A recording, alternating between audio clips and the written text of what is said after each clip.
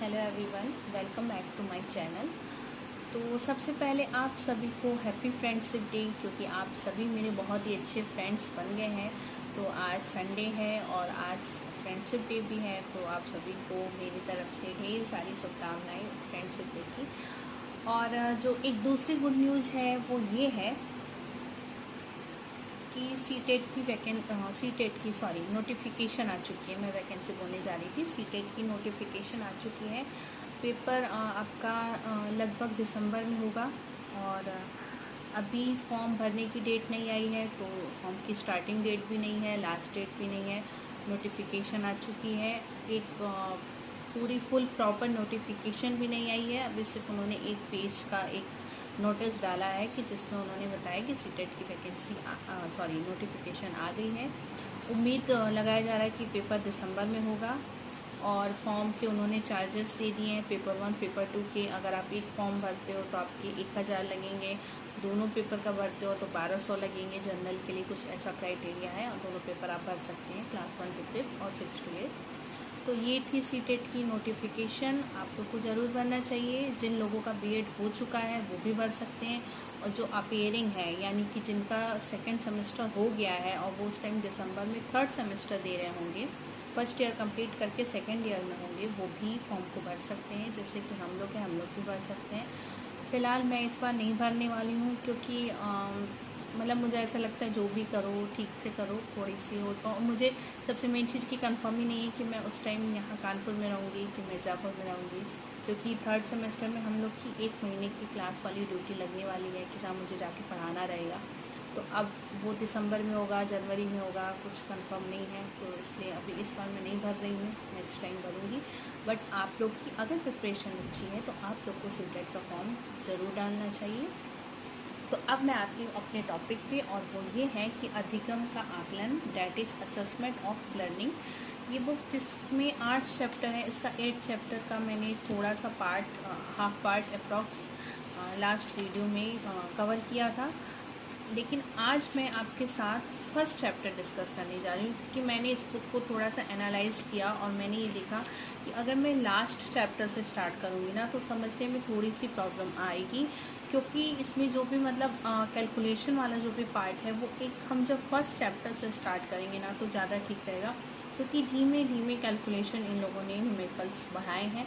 तो इसलिए मुझे ऐसा लगा कि मुझे फर्स्ट चैप्टर से इस चीज़ को डिस्कस करना चाहिए, तो आपको समझने में ज़्यादा आसानी होगी।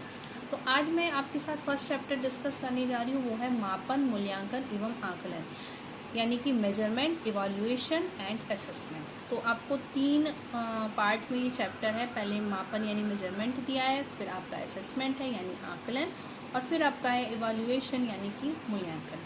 तो हम ट्राई करेंगे कि आज हम मापन यानी कि मेजरमेंट को कंप्लीट कर लें। और एक बात आपसे कहना चाहूँगी कि देखिए, अब पेपर कभी भी हो सकता है 20-22 अगस्त के बाद। वैसे तो अब 20 के बाद ही होगा, क्योंकि अब तक टाइम टेबल आ जाना चाहिए था, लेकिन 20 से 22 के बाद कभी भी हो सकता है। तो ट्राई करिए कि आप चैप्टर पढ़िए, लेकिन जो पिछले साल के प्रीवियस ईयर्स के पेपर्स हैं और उसमें जो क्वेश्चन आपको दिख रहा है कि पूछा है, रिपीट किया है, तो थोड़ा सा उन पर ध्यान देना आप ज़्यादा स्टार्ट करिए। तो मैं मेजरमेंट शुरू करने जा रही हूँ आज।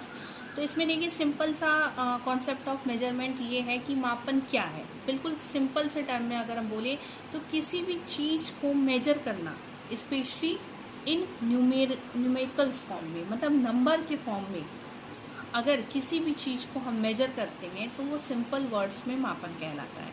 मापन मतलब क्या है? मेजरमेंट, किसी भी चीज़ को मेजर करना।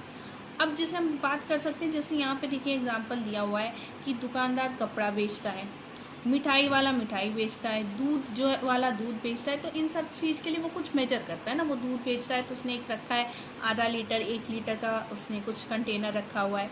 मिठाई कोई बेचता है तो वो उसने आधा किलो, 1 किलो का वो बाट रखा हुआ है।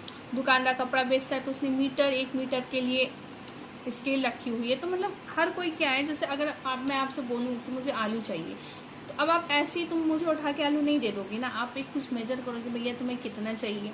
अच्छा, 1 किलो चाहिए, 1 किलो इतना होता है, अब ये इतना लो और मुझे पैसे दो, जिससे मेरा नुकसान ना हो। तो बेसिकली मेजरमेंट क्यों बना है कि हम एक पैमाना हर चीज़ के लिए सेट करें कि इस चीज़ को इतनी इसकी क्वांटिटी होती है, इसे जितना चाहिए हम दें और उस हिसाब से हमारी अर्निंग हो। भाई हम तुम्हें ये दे रहे तो हमें पैसा दो कि मेरी भी अर्निंग हो और तुम्हें भी वो चीज़ मिल जाए।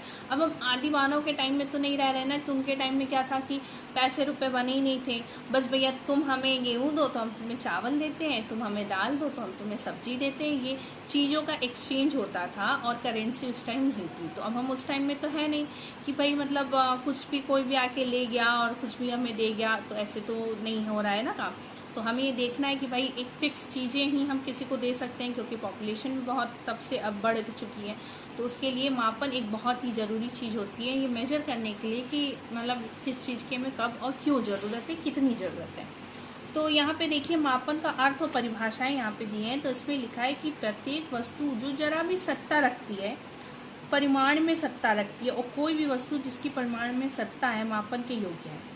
इस पर ये थॉर्नडाइक का कहना था, और मैकाले का कहना है कि यदि कोई वस्तु किसी परिमाण में अस्तित्व में है तो उसका मापन हो सकता है। तो देखिए इनका क्या कहना था मैकाले का, कि anything that exist in amount can be measured. इनका कहना था कि कोई भी चीज़ दैट एग्जिस्ट इन अमाउंट, जो अमाउंट में यानी कि किसी मात्रा में एग्जिस्ट करती है, उसको हम मेजर कर सकते हैं। कोई भी चीज़ अगर वो किसी मात्रा में एग्जिस्ट करती है तो उसको हम मेजर कर सकते हैं। एक और डिफिनेशन जिसे दी है कि टॉयलर के अकॉर्डिंग क्या है कि मापन किसी नियम के अनुसार आवंटन करने की प्रक्रिया है। यानी मापन क्या है कि कोई एक पर्टिकुलर रूल को फॉलो करते हुए आवंटन करने की प्रक्रिया, यानी किसी भी चीज़ को डिस्ट्रीब्यूट करने का प्रोसेस है। कि कोई चीज़ हमारे पास कोई भी चीज़ है, हम उसे डिस्ट्रीब्यूट करना चाह रहे हैं, तो एक रूल को फॉलो करते हुए उसको डिस्ट्रीब्यूट करने का जो रूल होता है कि कैसे हम इसे डिस्ट्रीब्यूट करें, वो मापन होता है। ये टॉयलर का कहना है। कैम्पबेल का कहना है कि नियमों के अनुसार वस्तुओं या घटनाओं को नंबर्स में एक्सप्लेन करना ही क्या है, मापना है, मेजरमेंट है। तो ये 3-4 डिफिनेशन दी हुई है, कोई भी एक दो आप याद कर सकते हैं, इजी है, छोटी छोटी है। तो मापन बेसिकली क्या है कि कोई भी चीज़ जिसे हम नंबर्स में, अमाउंट में हम एक्सप्लेन कर सकते हैं, उसे नंबर से अमाउंट में हम बता सकते हैं, उसको हम मेजर कर सकते हैं। उसको कितना क्या कैसे देना है, इस चीज़ का जो मेजरमेंट होता है वो ही हमारा मापन होता है। अब देखिए यहाँ पे मापन की विशेषताएं देखिए क्या दी हुई है कि मापन मूल्यांकन करने में सहायक होता है। किसी भी चीज़ का असेसमेंट के लिए कि सही तरीके से काम हो रहा है कि नहीं, मापन बहुत ज़रूरी होता है। दूसरी चीज़ देखिए है कैरेक्टरिस्टिक इसकी, कि मापन किसी वस्तु का पूर्ण वर्णन ना करके आंशिक वर्णन शुद्धता के साथ करता है। पूरा अभी जब आप आगे पढ़ेंगे ना तो आप देखेंगे कि मापन क्या है, मूल्यांकन और आकलन का ही एक हिस्सा है। मापन जो होता है मेजरमेंट, वो आपका असेसमेंट का, आकलन का ही एक छोटा पार्ट है। आकलन अगर इतना बड़ा है तो मेजरमेंट इतना बड़ा है, उसका छोटा पार्ट है। तो इसलिए यहाँ पे कह रहा है कि मापन जो है वो किसी वस्तु का पूरा वर्णन नहीं करता है, लेकिन आंशिक वर्णन करता है। कहीं पे अगर हम असेसमेंट नहीं चाहते, बहुत डिटेल में नहीं किसी चीज़ को मेजर करना चाहते, तो वहाँ पे हम मापन यानी कि मेजरमेंट को यूज करते हैं कि बहुत डिटेल में नहीं जाना, शॉर्ट में किसी भी चीज़ को हम मेजर करना चाह रहे हैं। तो ये कह रहा है कि पूर्ण वर्णन नहीं करके आंशिक वर्णन करता है। किसी भी वस्तु का मापन सीधे ना होकर उपयुक्त माध्यम से होता है, मतलब एक पर्टिकुलर डिफाइंड वे में हम जाते हैं कि इससे हम इसे मेजर करते हैं। और यहाँ पे क्या कह रहा है कि इसमें कोई एब्सोल्यूट 0 पॉइंट नहीं होता है, मतलब कुछ भी 0 नहीं, कुछ ना कुछ तो मापन में नंबर मिलते ही हैं, मतलब कोई 0 जैसी चीज़ नहीं है, कुछ ना कुछ नंबर हमेशा होता है इसमें। और मापन वैज्ञानिक प्रगति का मुख्य आधार है। मापन में आंकिक स्वरूप पाया जाता है और निरपेक्ष शून्य बिंदु न होने के कारण इसकी व्याख्या गणितीय आधार पर नहीं की जा सकती है। तो ये इसके क्या थी, कैरेक्टरिस्टिक्स थे मेजरमेंट के। उसके बाद है मापन के उद्देश्य की अगर हम बात करें तो क्यों हम इसको मापन को यूज़ करते हैं, तो देखिए इसमें दिया है कि छात्रों के सर्वांगीण विकास में सहायता करती है, विकास में बाधक तत्वों की पहचान। तो ये मापन की विशेषताएं थी, फिर था कि मापन का उद्देश्य। उसके बाद है कि मापन का महत्व यानी इम्पोर्टेंस ऑफ मेजरमेंट क्या है। तो इसमें दिया है कि मापन जो है वो छात्रों को अध्ययन हेतु और शिक्षकों को शिक्षण हेतु प्रोत्साहित करता है, यानी हमें मोटिवेट करता है। और मापन के आधार पर पाठ्यक्रम और शिक्षण विधियों में सुधार किया जा सकता है। मापन के द्वारा छात्रों की बुद्धि, क्षमताओं, योग्यताओं में भी जांच की जाती है। मापन जो है वो छात्रों को आत्म मूल्यांकन यानी सेल्फ असेसमेंट के लिए प्रोत्साहित करता है। और नेक्स्ट इसमें है कि मापन जो है वो आपके टीचिंग में सुधार लाता है, कि अध्यापक को मापन द्वारा अपनी कमियां ज्ञात होती हैं, जिससे वो अपनी शिक्षण पद्धति में सुधार करके उसे और अधिक सुसंगठित और प्रभावशाली बना सकता है। तो ये इसकी इम्पोर्टेंस थी मेजरमेंट की। उसके बाद आपको दिया है कि टाइप्स ऑफ मेजरमेंट। यहाँ पे 3 टाइप्स हैं, देखिए। एक है मेंटल और नॉर्मेटिव मेजरमेंट, यानी मानसिक या सामान्यीकृत मापन। सेकंड है फिजिकल और एब्सोल्यूट मेजरमेंट, यानी कि भौतिक या निरपेक्ष मापन। और थर्ड है इप्सेटिव मापन, इप्सेटिव मापन, IPSATIVE, इप्सेटिव मेजरमेंट। तो देखिए जो पहला आपका मेंटल या नॉर्मेटिव मेजरमेंट है, तो इसमें पहली चीज़ तो कोई एब्सोल्यूट जीरो नहीं होता, यानी जीरो कुछ भी इसमें नहीं, कुछ ना कुछ नंबर सबको मिलते हैं। और ये क्या होता है कि जनरली शिक्षा और मनोविज्ञान के क्षेत्र में इसका यूज किया जाता है, डेली लाइफ में इसका यूज नहीं होता है। ये जो मेंटल और नॉर्मेटिव मेजरमेंट होता है, यानी कि मानसिक मापन, तो शिक्षा और मनोविज्ञान के क्षेत्र में इसका यूज होता है। एब्सोल्यूट जीरो जैसा कुछ नहीं होता। और इसकी व्याख्या गणितीय आधार पर नहीं की जाती है, यानी इसमें कोई नंबर्स नहीं दिए जाते हैं, ठीक है। और फिर सेकंड है आपका, डुकू बाहर खेल रहा है, फिजिकल और एब्सोल्यूट मेजरमेंट। तो पहली चीज़ तो ये है कि इसमें एब्सोल्यूट जीरो की स्थिति होती है। दूसरी चीज़ है कि इसमें भौतिक गुणों का मापन होता है, फिजिकल मेजरमेंट होता है। दूसरा है भौतिक गुणों का इसमें अध्ययन किया जाता है, यानी डे टू डे लाइफ से इसमें हम डील करते हैं। उसमें क्या था, देखिए मेंटल मेजरमेंट में कि उसमें वो शिक्षा और मनोविज्ञान के क्षेत्र में काम आता था। ये जो फिजिकल मेजरमेंट है ये आपका भौतिक गुणों का अध्ययन करता है, डे टू डे लाइफ में काम आता है।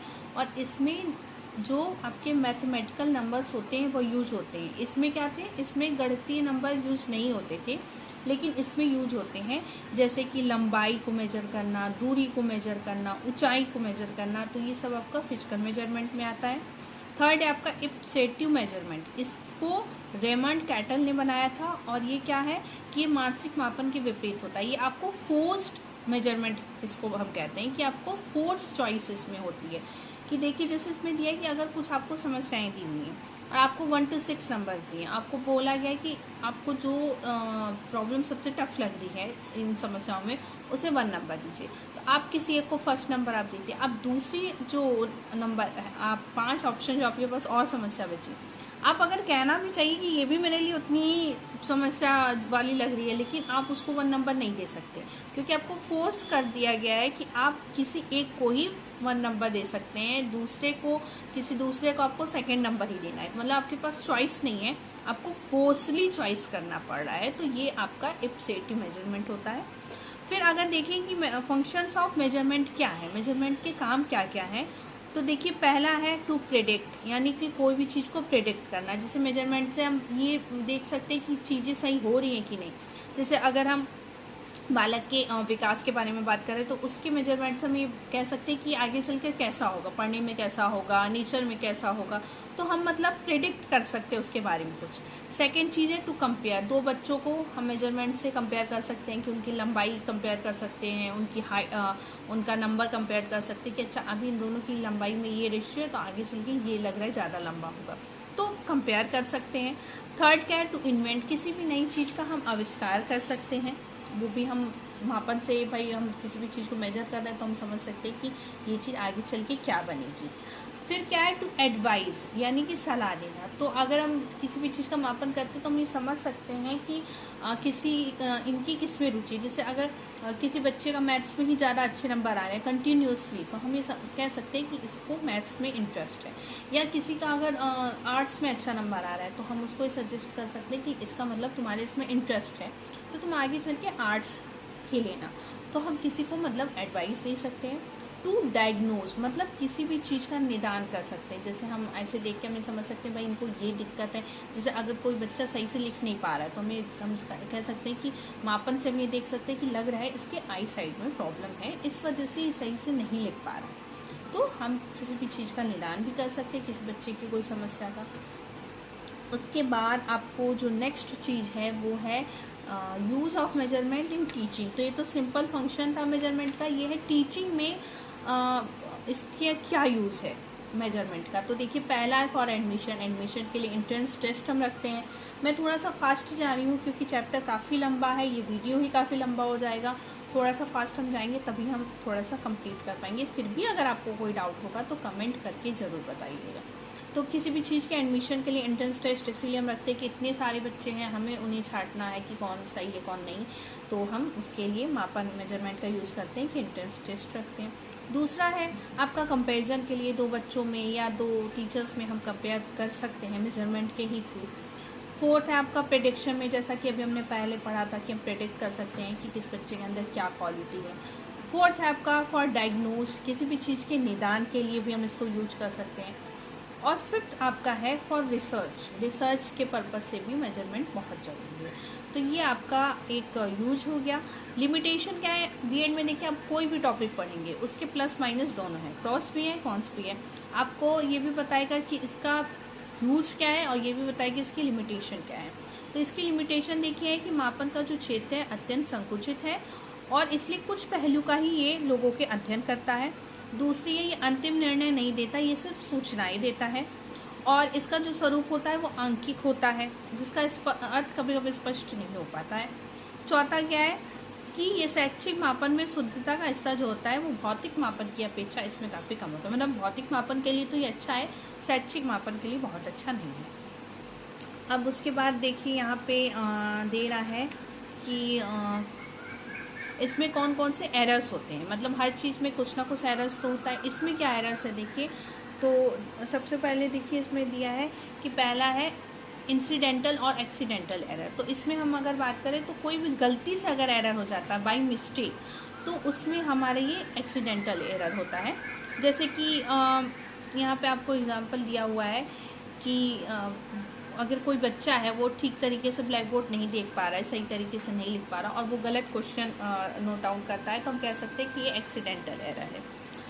सिस्टमेटिक एरर क्या होता है, ये पक्षपात त्रुटि होती है। सिस्टमेटिक नाम से समझ में आ रहा है कि एक बाकायदा प्लानिंग के साथ, कि अगर कोई टीचर किसी बच्चे के साथ अपनी मन की ऐसी खुन्नस निकालता है तो तब उसको गलत सही नंबर देता है, तो वो आपका सिस्टमेटिक एरर होता है कि पहले से प्री प्लान्ड है ये।